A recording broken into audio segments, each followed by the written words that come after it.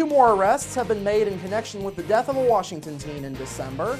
We have the latest findings, plus the Ferdinand Town Council votes to join a statewide organization. We'll have that, and Purdue Extension educator Jan Dugan is tonight's guest on Inform. All of that and much more is up next here on the 18 WJTS News.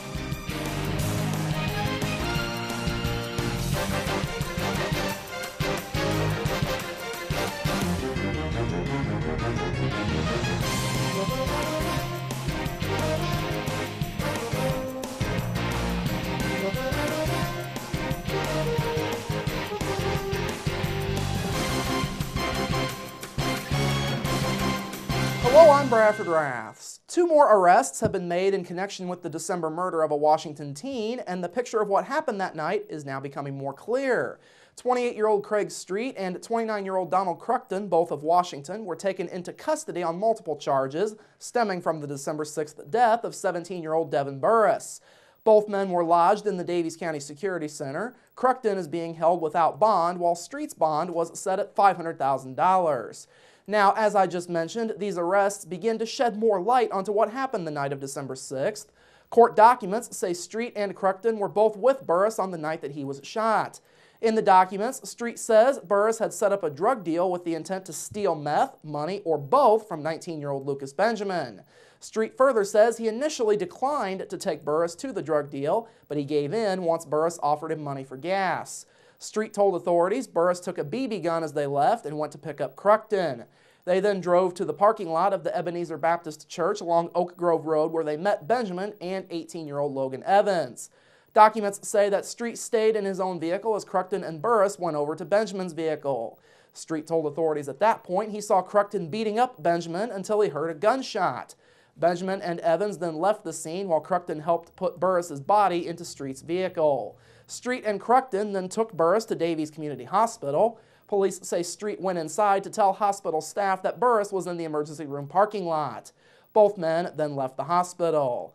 Both Street and Cruckton are charged with robbery resulting in serious bodily injury and conspiracy to commit robbery resulting in serious bodily injury. Cruckton is additionally charged with murder. Evans and Benjamin have been sentenced to prison time for Burris's death. Evans was recently sentenced to 45 years in prison, while Benjamin received a 30-year prison sentence. A Hayesville man was arrested last night in Daviess County on multiple charges stemming from a local incident. At 6:20 last night, Dubois County Sheriff's deputies were called to a residence near Hayesville where a domestic dispute had taken place. When they arrived, sheriff's deputies talked to an adult woman and a young man who had been injured in the altercation. They say both had been battered by 44-year-old Thomas Petty, who had left the scene. Daviess County Sheriff's deputies later arrested Petty on impaired driving charges. Sergeant Stuart Wilson with the Dubois County Sheriff's Department says the department is looking to secure a warrant for Petty, who is currently in the Daviess County Jail. In Dubois County, Petty is charged with Class D felonies for strangulation, domestic battery in the presence of a juvenile, and battery on a juvenile under the age of 17. He is also facing a misdemeanor count of interfering with the reporting of a crime. Wilson says the male victim was taken to Memorial Hospital for treatment of a non-life-threatening injury. The Hayesville Fire Department and Memorial Hospital EMS also assisted at the scene. The town of Ferdinand will now be joining a statewide mutual aid program. Last night, the Ferdinand Town Council approved joining Inwarn Mutual Aid. The program was put together by the Indiana Department of Environmental Management along with other state agencies. The program is designed to help communities in the event of a disaster such as an earthquake. In the program, Ferdinand would be able to call other communities for help through the Inwarn system. Personnel from other town and city utility departments could then come in and help Ferdinand personnel to make repairs and get everything back up and running. The town would then have about 90 days to pay back the labor and other related costs.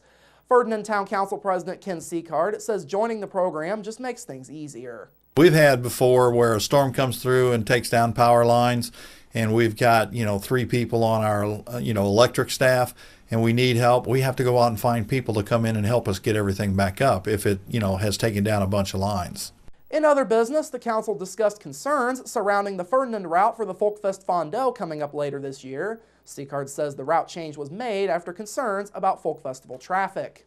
It's still going to go down some streets, but they're not heavily traveled streets. The one that they were doing was Northview Drive, which at that period of time we have a lot of people coming in for the Fest, the Ferdinand Folk Festival. They're bringing things in and out, a lot of vendors. I just didn't want to see us having people walking that street and riding bicycles with all that traffic. The council heard from Beth McManaway of German American Bank concerning a town beautification project last night as well. The project would take place from 8 a.m. to noon on Saturday, May 17th. Now, this project would involve German American and not-for-profits joining forces to pick up trash in the town. 10 routes for the trash pickup would be designated by the town, with the nonprofit groups going along their route. The trash would then be brought back to German American, who would pay up to $300 to the nonprofit for the trash that it picked up. A Ferdinand trash truck would then haul the garbage away. The council voted to approve that project contingent on town insurance. On a final note, spring cleanup is coming up later this week in Ferdinand. Monster Recycling will be doing the cleanup starting tomorrow and running through Saturday. The cleanup is set to run from noon to 6 p.m. tomorrow and Friday, and then from 8 a.m. to 1 p.m. on Saturday. Items can be dropped off at the town's limb disposal site at West 23rd Street and Industrial Park Road. Now, some items, such as furniture and mattresses, will not be accepted during this week's spring cleanup. A date for the town to pick up those items will be set for later this month or early next month. Dubois County has a new county engineer, and his name may be familiar to some folks. Brent Windholt has accepted the county's offer to become the next county engineer. The job was initially offered to Windholt at Monday's Dubois County Commissioners meeting, but Windholt asked for time to consider the offer. He accepted the position yesterday. Windholt, the son of former county engineer Norman Windholt, replaces Jason Heil. Heil left to become Davies County's engineer back in January. Heil had replaced Norman Windholt after he passed away back in 2009. Windholt previously worked as an assistant engineer for the Warwick County Highway Department. He grew up in St. Anthony, and he's a graduate of Forest Park High School. Windholt is set to start his new job on April 28th. An area military base will be getting a grant towards a land use study. Yesterday, the Indiana Office of Community and Rural Affairs, the Indiana Office of Defense Development, and Radius Indiana announced the awarding of a $200,000 grant towards the study to be done at Naval Surface Warfare Center Crane. The grant is being funded by the U.S. Department of Defense's Office of Economic Adjustment. Now, the land use study will be concentrated on the area around Crane. Officials with Radius Indiana say the grant will fund a professional consultant. That consultant will develop a report with guidance and recommendations for future growth in the area. It will be designed to prevent unforeseen challenges to the base and surrounding communities as a result of any future growth around the base.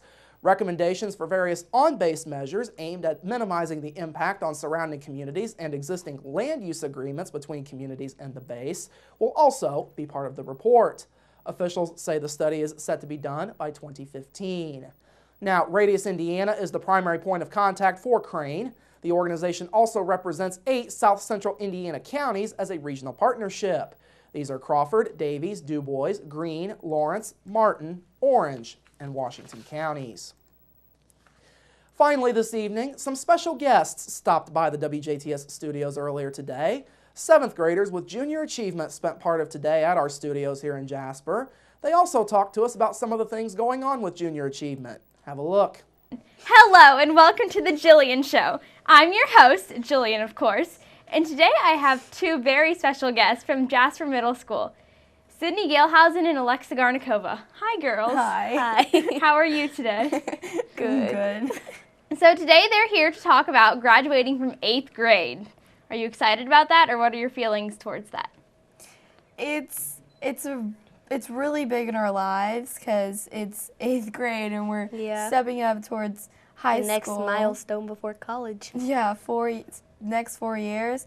It's going to be tough because we have to start seeing what kind of path we want to go into and see where our lives are going to go. So would you say you're scared, or what would you say? I would be a little scared of the future, because what if you don't know what you're going to do? But high school lets you figure that out. So what is your best memory from Jasper Middle School? Oh, goodness. I'm sure you have a lot from. Yeah. I would say soccer, some soccer memories, and just with friends at school. Yeah, lunchtimes are always fun. Yeah, those are the big fun part of the day. Do you have good food? Not really. No. What's one of your favorite lunches? Pizza. The country fried steak is pretty good with the mashed Yeah, potatoes. that's So would you say you're going to miss Jasper Middle School, or are you ready to leave? I think both. Yeah. I think I'm going to miss, like, probably the teachers and the lunch times, because in high school you don't have the same lunch times as all of your friends sometimes. It's going to be different. Big change. Yes. Well, thank you for coming here, ladies. I hope you had a great time. Thank you for watching The Jillian Show. We'll be back in about 5 minutes. We would once again like to thank Junior Achievement for stopping by the studios today.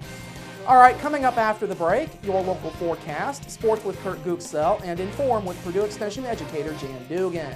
That's all up next here on the 18 WJTS News. Local people watching local people.